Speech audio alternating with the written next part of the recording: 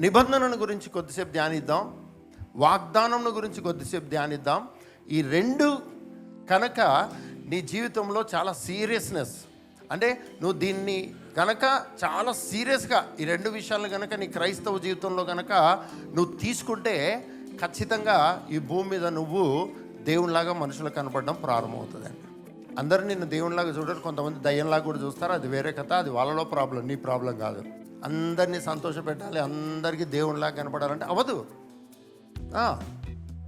అవ్వదు. ఈ భూమి మీద కొంతమంది నువ్వు బాధ పెట్టాలి, ఈ భూమి మీద కొంతమందికి నువ్వు విచిత్రంగా కనపడాలి, కనపడతావు కూడా. అంత మాత్రం చేత నిన్ను నువ్వు వాళ్ళు చూసినట్టుగా డిసైడ్ అవ్వద్దు. మనుషులు చూసినట్టుగా నిన్ను నువ్వు డిసైడ్ చేసుకొని జీవించొద్దు. ఎందుకో తెలుసా, మనందరికీ ఉన్న ప్రాబ్లం ఏంటంటే మనుషులు ఏం డిసైడ్ చేస్తారో దాన్ని ఫాలో అయిపోతామండి. మనుషులందరూ మనల్ని మంచి అంటే నేను మంచోని అనుకొని పోతామండి.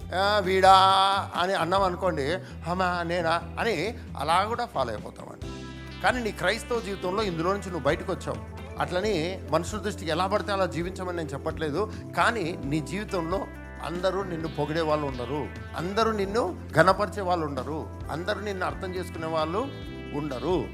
అందరూ నిన్ను అర్థం చేసుకోవాలని, మీ ఇంట్లో వాళ్ళందరూ నిన్ను పొగడాలని నువ్వు గనక ఆశిస్తే నిన్ను మించిన డిప్రెషన్ పర్సన్ ఇంకొకరు ఉండరండి. ఎవ్వరు నిన్ను ఒకరు పొగిడితే 10 మంది నిన్ను దూషించే వాళ్ళుగా ఉంటారు. నో ప్రాబ్లం, ఆ ఒక్కరిని తీసుకోవద్దు, ఆ 10 మందిని తీసుకోవద్దు. ఎందుకంటే నువ్వు దేవుని రాజ్య వారసునివి. నువ్వు తీసుకోవాల్సింది రెండు విషయాలు. ఒకటి దేవునితో నిబంధన, 2 దేవుడు నీకు ఇచ్చిన వాగ్దానము.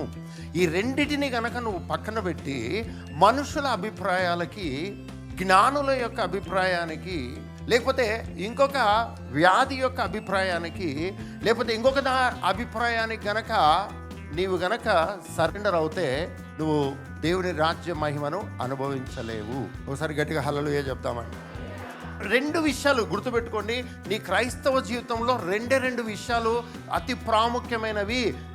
నీ ప్రార్థన కంటే, నువ్వు చేసే ప్రార్థన కంటే, ఒక మనిషి చేసే ప్రార్థన అంటున్నా, ఆ మనిషి చేసే ప్రార్థన కంటే నిబంధన అన్నది, వాగ్దానం అన్నది చాలా చాలా ప్రాముఖ్యమైనది.